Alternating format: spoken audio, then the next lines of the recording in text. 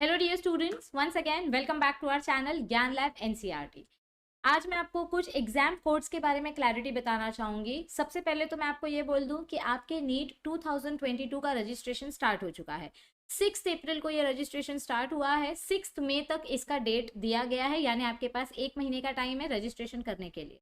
दूसरी सबसे इंपॉर्टेंट बात कि प्लीज रजिस्ट्रेशन करने में घाई मत करो, क्योंकि इस वीडियो के बाद आपको एक और वीडियो मिलेगी जिसमें मैं आपको बताने वाली हूँ कि फॉर्म भरने से पहले क्या क्या डूज एंड डोंट्स आपको ध्यान में रखना है। बहुत सारे बच्चे ऐसे हैं जो 6 तारीख को ही 7 तारीख को फॉर्म भर के बैठे हैं और उन्होंने कुछ डॉक्यूमेंट्स गलत अपलोड कर दिए हैं, कुछ ना कुछ उन्होंने ब्लंडर कर दिया है, जिसकी वजह से उनको बहुत ज़्यादा प्रॉब्लम हो रही है। तो प्लीज़ फॉर्म भरने के लिए घाई मत करो। मैंने आपको पहले भी बोला था कि 4-5 दिन रुको। हमको खुद एक एक दिन नई नई चीज़ें पता चलती हैं। कमेंट सेक्शन में पता चलता है कि अच्छा, अब ये बच्चे भी ये करके बैठे हैं। एक सिंपल सा 10th का पासिंग सर्टिफिकेट बोला है अपलोड करने के लिए, तो आप लोग 10th का रिजल्ट अपलोड कर देते हो। रिजल्ट और पासिंग सर्टिफिकेट में डिफरेंस होता है, आपके रिजल्ट पे लिखा होता है पासिंग सर्टिफिकेट। तो ये सारी बेसिक बेसिक जो चीज़ें हैं, जो डूज एंड डोंट्स हैं, इसके ऊपर भी आपको मैं एक वीडियो देने वाली हूँ। या वीडियो देखना नहीं है तो कम से कम एनटीए का जो पीडीएफ है वो रीड कर लो। बट प्रैक्टिकली स्पीकिंग 100-110 पेजेस का वो पीडीएफ है। इतना लंबा पीडीएफ अगर पढ़ने का आपको इंटरेस्ट नहीं है तो एटलीस्ट वीडियो को ध्यान से सुनो, और प्लीज़ कोई भी ब्लंडर मत करो। अगर आप किसी भी यूट्यूबर को फॉलो कर रहे हैं फॉर्म फिलिंग के लिए तो उनको अच्छे से सुनो। आप लोग आधा इन्फॉर्मेशन सुनते हो, आधा अपने मन के करते हो और फिर टीचर्स को ब्लेम करते हो। ऐसा मत करो।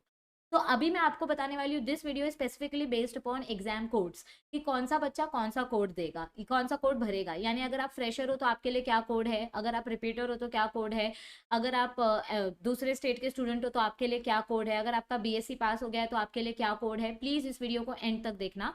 और कौन कौन से डॉक्यूमेंट्स आपको एग्जाम के लिए रिक्वायर्ड हैं, इस वीडियो की लिस्ट, मतलब ये वीडियो मैंने ऑलरेडी बना दी है, ऑलरेडी बहुत पहले बना दी थी, कुछ 10-15 दिन पहले। तो इसकी लिंक आपको डिस्क्रिप्शन में पहले ही मिल जाएगी। So please follow that link, और जो जो डॉक्यूमेंट्स चाहिए वह अच्छे से कान खोल के सुनो। अपने कान के इयरिंग सेंस का इस्तेमाल करो और फिर दिमाग चलाओ। तो सबसे पहले आपका 6 अप्रैल को रजिस्ट्रेशन स्टार्ट हुआ है, 6 मई तक चलेगा। तो कम से कम मई अप्रैल एंड तक आप अपना फॉर्म भर लेना, ठीक है। और दूसरी बात, अगर आपसे फॉर्म भरते समय कोई गलती हुई है तो प्लीज़ अपनी जान मत दे दो। यानी कि एकदम ज़्यादा एग्जॉस्टेड मत हो जाओ या एकदम ज़्यादा स्ट्रेस में मत आ जाओ। नीट का एक तो पहली बात, करेक्शन विंडो कब ओपन होगा इसका आइडिया जल्दी पता नहीं चलता। कब पता चलता है? जब आपका फॉर्म फिलिंग का विंडो बंद होता है, यानी 7 मई के बाद पता चलेगा। और दूसरी बात, करेक्शन विंडो ओपन होगा कि नहीं होगा इसके चांसेस कम हैं, क्योंकि आपके फॉर्म फिलिंग के पहले ही एकदम नोटिस में एकदम बड़े बड़े लेटर्स में दिया है कि करेक्शन विंडो ओपन होने के कोई चांसेस नहीं है। सो फॉर्म फिलिंग में मिस्टेक्स नहीं होनी चाहिए, ठीक है। तो एक तो पहली बात, गलती करना अवॉइड करो, because prevention is always better than cure. और दूसरी बात, अगर गलती हो भी जाती है तो सब्र रखो, ओके। अपने नाम से दूसरा फॉर्म मत भरो, just have patience, okay. All right. तो देखो, आपका जो नीट 2022 का एलिजिबिलिटी क्राइटेरिया मैं फिर से एक बार रिपीट कर देती हूँ। आपके क्लास 12th में आपका पीसीबी कॉम्बिनेशन होना, ठीक है। यानी बायोलॉजी तो कंपलसरी है, फिजिक्स केमिस्ट्री बायो। आपका जनरल कैटेगरी मिला के, आपका मैथ से तो भी चलेगा, बट मैं पीसीबी के परसेंटेज की बात कर रही हूँ कि रिक्वायर्ड कितना है एलिजिबिलिटी क्राइटेरिया। तो आपका पीसीबी का मार्क्स मिला के 50% टोटल होना चाहिए। और आपका रिजर्व कैटेगरी को अगर आप बिलोंग करते हो तो 40% टोटल होना चाहिए। अब आप बोलोगे कि मैम हमको पता ही नहीं है कि हमारा परसेंट कितना आएगा, क्योंकि ये आपके एग्जाम के मार्क्स है। तो आप फॉर्म भरो, फॉर्म भरने के टाइम पे आपको परसेंटेज नहीं पूछा जाता है, यहाँ पे सिर्फ आपको 10th का सर्टिफिकेट अपलोड करना। आपका जब रिजल्ट आएगा नीट का, उसके पहले आपका बोर्ड्स का रिजल्ट आ जाएगा। सो तब आप डिसाइड करना कि आप काउंसलिंग के लिए एलिजिबल हो या नहीं हो। ये एलिजिबिलिटी कब मैटर करती है? At the time of admission. तो उसका अभी से स्ट्रेस लेके कोई फायदा नहीं है। अभी अपने बोर्ड्स पे फोकस करो, जो सीबीएसई के बच्चे हैं, और जो महाराष्ट्र बोर्ड के बच्चे हैं वो अपनी प्रिपरेशन पे फोकस। तो जनरल कैटेगरी के लिए पीसीबी का टोटल 50% होना चाहिए, रिजर्व कैटेगरी के लिए पीसीबी का टोटल 40%। अब सबसे पहले बात करते हैं हम सबसे पहले कोड की, दैट इज कोड नंबर 1। ये सारे कोड्स आपको आपके पीडीएफ में दिए गए हैं, और पीडीएफ अगर आपसे डाउनलोड नहीं हो रही है तो हमारे टेलीग्राम ग्रुप पे हमने वो प्रोवाइड किया है। So please follow our Telegram group. Telegram group का लिंक आपको डिस्क्रिप्शन में मिल जाएगा। टेलीग्राम ग्रुप का नाम है ज्ञान लैब, ओके। सो सबसे पहला जो कोड है, ये मैक्सिमम स्टूडेंट्स के लिए ये कोड एप्लीकेबल है। यानी कि जो बच्चे अभी 12th दे रहे हैं, जिनका अभी सीबीएसई का बोर्ड चालू है, या जिन्होंने अभी अभी महाराष्ट्र बोर्ड दिया है, तो जो बच्चे अभी बोर्ड एग्जाम्स अपीयर कर रहे हैं, जिनका रिजल्ट आया नहीं है, रिजल्ट अवेटेड है, तो वो बच्चे कोड 01 डालेंगे। जैसे कि सीबीएसई, और आप किसी भी बोर्ड को बिलोंग करो, CBSE, ISC, state board, private, तो आपके लिए कोड 1 ये एप्लीकेबल होगा। अगर आप अभी बोर्ड्स दे रहे हो, आपका रिजल्ट अगर नहीं आया है 2022 में आप बोर्ड्स दे रहे हो तो आपका कोड 01 होगा। आपका बायोलॉजी एज एडिशनल सब्जेक्ट था तो भी आपका कोड 01 होगा। आप फॉर्म भर सकते हो। और आप कौन सी कैटेगरी में काउंट होगे? फ्रेशर्स की कैटेगरी में काउंट होगे, क्योंकि फॉर्म फिलिंग करते वक्त आपके रिजल्ट पे जो ईयर आने वाला है वो होगा 2021-2022 बैच। ओके, तो अगर आप इस साल एग्जाम दे रहे हो बोर्ड्स का और आपका रिजल्ट नहीं आया है तो आप कोड 01 डालोगे।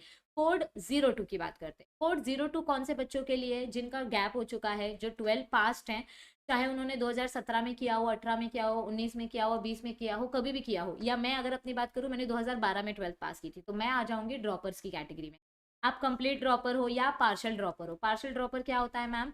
जो 12th के बाद बीएससी करते करते नीट की प्रिपरेशन करता है, या फिर आपका रिजल्ट डिक्लेयर हो चुका था लास्ट ईयर और आपने कंप्लीट ड्रॉप लिया था और अब आप वापस से नीट का फॉर्म भर रहे हो, तो आपके लिए कोड होगा 02।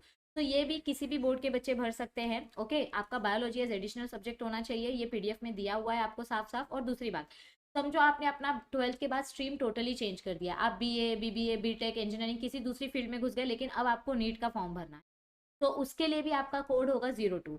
बस आपको करना क्या होगा, आपका जितने भी साल का गैप हुआ है, जैसे अगर मैं अपना एग्जांपल दूं तो मेरा 2012 से लेकर 2022 10 साल का मुझे गैप सर्टिफिकेट बनाना पड़ेगा। मतलब एक ही सर्टिफिकेट बनेगा बट उसमें ईयर मेंशन होगा कि मैंने अपना 12th कब दिया था और अब मैं नीट का फॉर्म कब भर रही हूँ, यानी काउंसलिंग मेरी कब होगी 2022 में।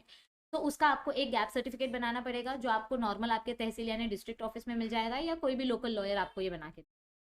ओके, सो आपने कभी भी एग्जाम पास किया हुआ 12th का, ओके, आपको कोड 2 डालना है, ठीक है। या समझो आपने अभी अभी आपने मतलब आप प्रिपरेशन कर रहे थे, आपने 2018 में नीट एग्जाम दी, 2019 और 20 आपने ड्रॉप ले लिया, और अब आप 2021 में आपने बीएससी में एडमिशन लिया, मतलब आप थक गए ड्रॉप करते करते, तो आपने सोचा चलो सेफर साइड के लिए नीट की प्रिपरेशन के साथ साथ हम ग्रेजुएशन कर लें।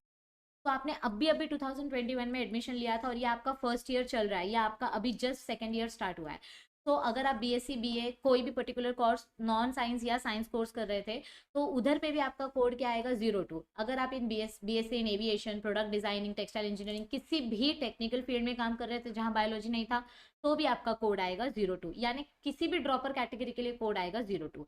अगर आप कर्नाटका बोर्ड को बिलोंग करते हो और आपने अगर ड्रॉप लिया है, तो मतलब अगर आप कर्नाटका बोर्ड को बिलोंग करते हो और आप करंट अपियरिंग स्टूडेंट हो, तो आपका कोड आएगा 01। सी, ये करंट अपियरिंग कोड सारे स्टेट्स के लिए कॉमन है। करंट अपियरिंग कोड यानी आप अभी 12th के लिए अप्लाई कर रहे हो तो ये सब स्टेट के लिए कॉमन है। It is common for all the state boards. Okay, और अगर समझो आपने कोई प्री यूनिवर्सिटी एंट्रेंस एग्जाम दिया था, या फिर प्री डिग्री सर्टिफिकेट कोर्स, या कोई भी एंट्रेंस एग्जामिनेशन दिया था, तो अगर आप कर्नाटका बोर्ड से हो और आपने ड्रॉप लिया है, तो आप कोड 03 भी डाल सकते हो या कोड 02 भी डाल सकते हो, दोनों वैलिड है, because this is also applicable for any board exam.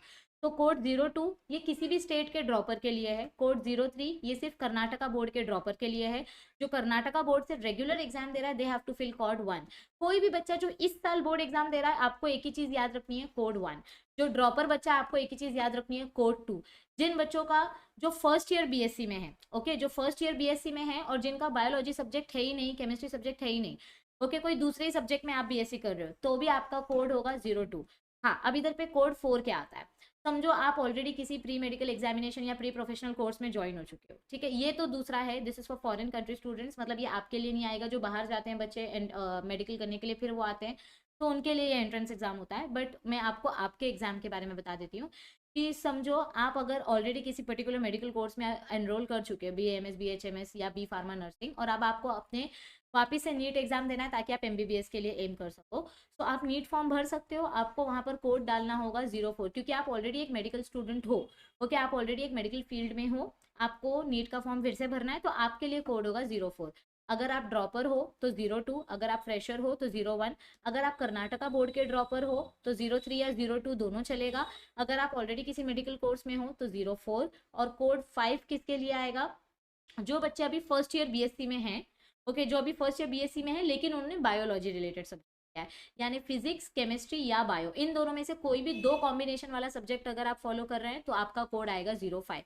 यहाँ पे देखो, यहाँ पे it was absolutely non relevant subject, आप बीए या बीएससी किसी और सब्जेक्ट में कर रहे थे, इसीलिए कोड 2 डालना था। लेकिन अगर आप फिजिक्स, केमिस्ट्री, बायो या इनमें से कोई भी दो सब्जेक्ट कॉम्बिनेशन वाला, जैसे chemistry botany, chemistry zoo, physics botany, physics zoo, physics chemistry, ऐसे किसी भी दो कॉम्बिनेशन वाले सब्जेक्ट में आप फर्स्ट ईयर बीएससी में हो, तो आपका कोड आएगा 05। दो सब्जेक्ट होने ही चाहिए, और अगर समझो आपका बीएससी कंप्लीट हो चुका है या आप अभी लास्ट सेमेस्टर में हो और आपका नीट का रिजल्ट आते आते तक आपका बीएससी कंप्लीट हो जाएगा, और वहां पर भी आपके 2 सब्जेक्ट कॉमन होने चाहिए, यानी या तो फिजिक्स केमिस्ट्री या तो केमिस्ट्री बॉटनी या तो फिजिक्स बॉटनी, जो भी है, तो 2 सब्जेक्ट कॉमन होने चाहिए, तो आप कोड यूज करोगे 0 से। और ये foreign universities, non residential Indian, तो ये एनआरआई स्टूडेंट्स के लिए, उनके लिए है कोड 07।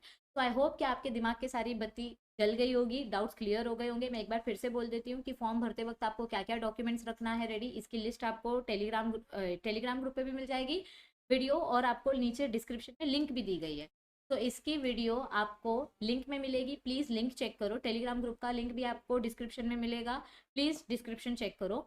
और अगर चैनल पे पहली बार आए हो तो चैनल को सब्सक्राइब कर दो। आपके लिए एक एंटरटेनमेंट चैनल हमने बनाई है, दैट इज़ लाइफ्स बफरिंग, तो आप हमारे इस ब्लॉगिंग चैनल को भी सब्सक्राइब कर सकते हैं। और वीडियो अच्छी लगे तो ज़्यादा से ज़्यादा फ्रेंड्स के साथ शेयर करना, मन करे तो लाइक कर देना, पर चैनल पे बने रहो, क्योंकि आपके लिए मैं एक नेक्स्ट वीडियो लाने वाली हूँ जिसमें मैं आपको बताने वाली हूँ कि फॉर्म भरते वक्त आपको क्या ब्लंडर नहीं करना है, what are the do's and don'ts that you must keep in mind before filling form। और फॉर्म फिलिंग का भी मैं एक डिटेल वीडियो 1-2 दिन में लेके आ जाऊंगी। घाई नहीं है, आपका फॉर्म भरा नहीं जा रहा है, भागा नहीं जा रहा है, तो have patience, first understand what is required and then we will fill the form. All the best for your preparation, don't worry about anything. आपको नीट के लिए कौन सी बुक्स बेस्ट रहेंगी, 45 डेज का बायोलॉजी रिवीजन प्लान क्या है ma'am, MCQ के लिए कौन सी बुक बेस्ट रहेगी, कैसे खरीदना है, कहाँ से खरीदना है, तो आप अमेजोन से इसको ऑनलाइन खरीद सकते हैं। नीचे आपको एक लिंक दिया, मैंने डायरेक्ट आपको बुक की लिंक दे दी है, अमेजोन पे भटकने की जरूरत नहीं है, ढूंढने की जरूरत नहीं है। किसी भी एंट्रेंस एग्जाम या बोर्ड से रिलेटेड आपको बुक चाहिए तो डिस्क्रिप्शन चेक करो, आपको लिंक मिल जाएगी, फॉलो दैट लिंक, आपको जो भी ओरिजिनल कॉस्ट है वही कॉस्ट में आपको बुक मिल जाएगी, बस आपको भटकना नहीं पड़ेगा, रेडीमेड लिंक आपको description. So all the best, stay tuned, see you soon, thank you।